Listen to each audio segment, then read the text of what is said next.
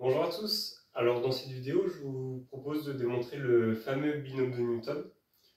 Alors cette vidéo ça fait longtemps que je voulais la faire mais j'ai pas pu la tourner donc ça m'était complètement sorti de l'esprit. Sauf que là c'est dans notre programme de colle en NPSI donc bon j'en profite pour le faire parce que ça peut aider justement des gens qui sont dans la classe.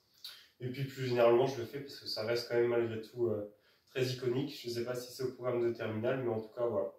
Je le refais ici. Donc je vous propose sans plus tarder d'attaquer la récurrence, puisque oui, effectivement, on va procéder par une récurrence sur n. De toute façon, on ne peut pas faire autrement, j'ai envie de dire. On va procéder à une récurrence sur R ou sur C avec A et B. Donc voilà, je vous propose de commencer.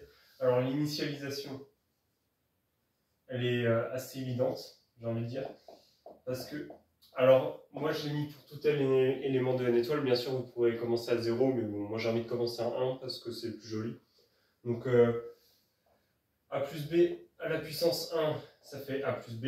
Jusqu'à là, j'ai pas inventé l'eau chaude. Et ici, quand cette somme vaut 1, qu'est-ce que ça fait? Ça fait la somme de k égale 0 à 1 des k parmi 1 des A puissance k, B puissance 1 moins k. Voilà.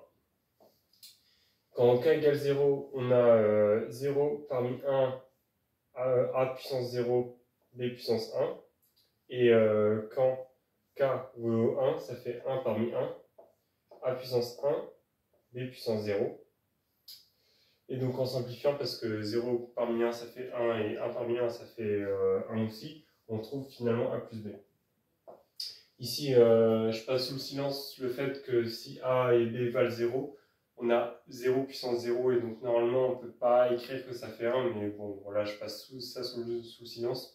Puis moi j'aime pas trop en fait mettre dans C, donc moi je mets dans C étoile parce que justement il y a un peu cette ambiguïté dans le cas où A et B valent 0, donc bon, là je le passe sous le silence, mais enfin bref, faites comme vous voulez en fait tout simplement.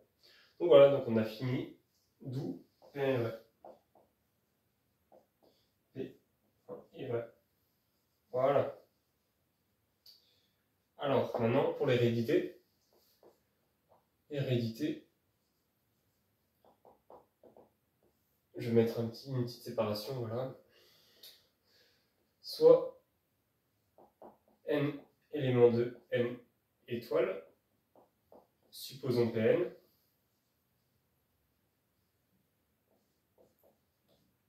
alors on a tout simplement cette expression, a plus b à la puissance n. Ici, ce que je vais faire, c'est directement multiplier par a plus b, comme ça on aura ce qu'on veut ici.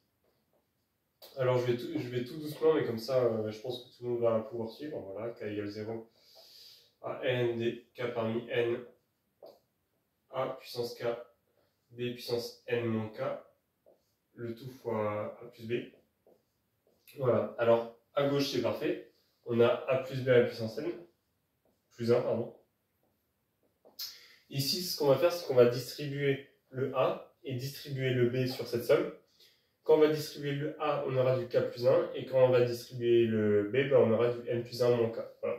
Donc ça fait la somme de k égale 0 à n, toujours des k parmi n, fois a puissance k plus 1, b puissance n moins k, plus une autre somme qui commence aussi à 0 et qui s'arrête à n, des k parmi n, a puissance k, b puissance n plus 1 moins k. Voilà. Alors ici, ce qu'on va faire, c'est qu'on va dégager... Enfin, non, d'abord, on va faire un changement d'indice. Je ne sais pas sur laquelle des deux sommes. Moi, j'ai plutôt envie de faire ici parce qu'il est plus naturel. C'est poser k' égale k plus 1. Comme ça, ici, justement, on aura les mêmes choses, en fait. Donc, si on pose k', ou vous l'appelez comme vous voulez, bien sûr, k plus 1, dans la première somme, on obtient a plus b à la puissance n plus 1. Alors ici, je vais écrire déjà le sigma, voilà. Quand k vaut 0, k' vaut 1. On est d'accord, c'est-à-dire que ici, je remplace k par 0, et ensuite on a k' égale 1, puisque 0 plus 1, ça fait 1. Voilà, jusqu'à là c'est bon. Ensuite, si j'isole le k, on a k' moins 1. Donc ici, dans le coefficient binomial, on va avoir du k' moins 1. Voilà. J'ai juste passé le 1 de l'autre côté. Ensuite, puissance n, ça bouge pas. Ça, d'après notre changement de variable, c'est juste a puissance k'. Ensuite, si on isole le k, on va avoir du k' moins 1. Moins 1, enfin moins 1, ça fait 1. Donc ce qu'on retrouve, c'est b puissance n plus 1 moins k'. Voilà. Et quand k vaut n, k' vaut n plus 1, tout simplement. Voilà. Je vous invite très fortement à essayer les changements d'indice parce que en fait c'est très mécanique et une fois qu'on a compris le truc, voilà, mais je sais qu'au début c'est un peu... Enfin, moi je galérais en tout cas au début les changements d'indice, mais il faut savoir faire en fait. Voilà, a puissance k, b puissance n plus 1 moins k. Voilà. Alors ce qu'on va faire, c'est qu'ici on a la même chose. Le souci c'est que notre somme ici elle va de 1 à n plus 1 et c'est là de 0 à n. Donc ce qu'on va faire c'est regrouper tout ce qu'on peut, c'est-à-dire ici en fait si on fait un petit dessin, on a l'intervalle de 0 à n, et ici on a l'intervalle de 1 à n plus 1. Donc ce qu'on va faire c'est qu'on va regrouper tous les termes en commun, c'est-à-dire de 1 à n, parce que le 0 il n'est pas dedans et le n plus 1 il n'est pas non plus. Donc en gros ce qu'on va faire, c'est ici je vais dégager le dernier terme, et ici je vais dégager le premier terme. Voilà. Comme ça on va pouvoir tout regrouper ensemble. Donc ça va nous faire a plus b, a puissance n plus 1. Ici ce que je fais, je sors le dernier terme. Donc le dernier terme ça va être que k' vaut n plus 1. Donc ça va juste nous faire du n parmi n, que je simplifie directement en 1, puisque n parmi n ça fait 1. Voilà. Donc il va nous rester du a puissance n plus 1. Ici, quand k' vaut n plus 1, ça simplifie, ça fait b puissance 0, je n'écris pas, ça fait 0, toujours avec le... Enfin, ça fait 1, pardon. Toujours en passant sous le silence le k où b vaut 0. Ici, je sors le premier terme, donc ça fait 0 parmi n, c'est-à-dire 1. A puissance 0, ça fait 1, toujours la même chose. Et ensuite, ça va nous faire b puissance n plus 1, voilà. B puissance n plus 1. Alors ici, plus... la somme de k égale 1 à n, comme on a dit, puisqu'en effet, on a sorti le premier et le dernier terme. On va mettre, donc on va factoriser par ça à l'intérieur de la somme, et ici, on va avoir du k moins 1 parmi n, plus k parmi n, a puissance k, b puissance n plus 1, moins k. Alors pour ceux qui se posent la question, en fait, qu'on mette K', W, Z, alpha, bêta, gamma, une fleur, même on peut mettre une tulipe, ça revient exactement au même. Donc c'est-à-dire que ici je pourrais mettre du K', mais je pourrais très bien enlever le prime et laisser du K parce que c'est un indice muet en fait. Voilà, donc c'est pour ça qu'on a le droit de faire ça. Parce que là, on peut pas dire oui, mais en fait c'est pas la même chose, c'est K', c'est pas K. Bah si en fait, parce que ça revient exactement au même, c'est mieux. Donc voilà, alors ça, d'après la formule du triangle de Pascal, on sait que ça fait K parmi n. Et donc, comme il ne me reste plus beaucoup de place, je vais un peu faire tout dans la dernière étape parce que sinon je ne vais pas avoir de la place. Et ici, ce que je vais faire, c'est que je vais créer artificiellement un coefficient binomial devant pour pouvoir les re-rentrer dans la somme parce que notre but, c'est quand même d'arriver à ça avec des n plus 1 partout. Donc ici, ce que je vais faire, c'est que je vais artificiellement créer des coefficients binomials pour pouvoir justement les remettre dans cette somme. Donc ici, on a dit que c'était k parmi n, tout simplement.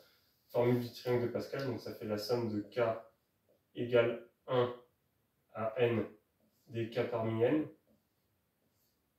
parmi n plus 1, pardon, toujours, oui, parce que oui, ça fait, moi l'astuce que je retiens, c'est que les k ils montent, et ensuite c'est les n, comme ça fait une sorte d'écart. Moi c'est un moyen complètement débile, mais moi c'est comme ça que je le vois, voilà, a puissance k, b puissance n plus 1, moins k, voilà, plus, alors ici, en fait, je ne vais pas laisser a puissance n plus 1 comme ça. Je vais mettre quelque chose devant. Comme ça, on va bien se rendre compte qu'on peut le faire rentrer dans la somme. Alors, quel coefficient binomial on a envie de mettre? En fait, quand k vaut n plus 1, on a très envie de mettre n plus 1 parmi n plus 1. Comme ça, il va pouvoir rentrer dans la somme. Et ici, je mets a puissance n plus 1, voilà.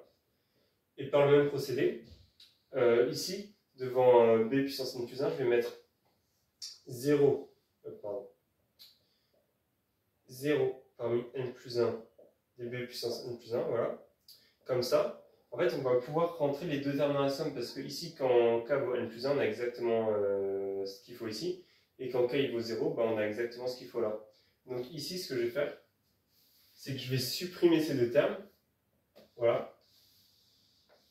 Et comme ça, je peux commencer ma somme à 0, comme j'ai dit, et la faire finir à n plus 1. Voilà. Et donc là, si on remarque bien, ici on a du n, ici on a du n, ici on a du n, ici on a du n, donc on a 4 fois du n. Ici on a mis une fois, 2 fois, 3 fois, 4 fois, donc on a fini, on a mis du n partout.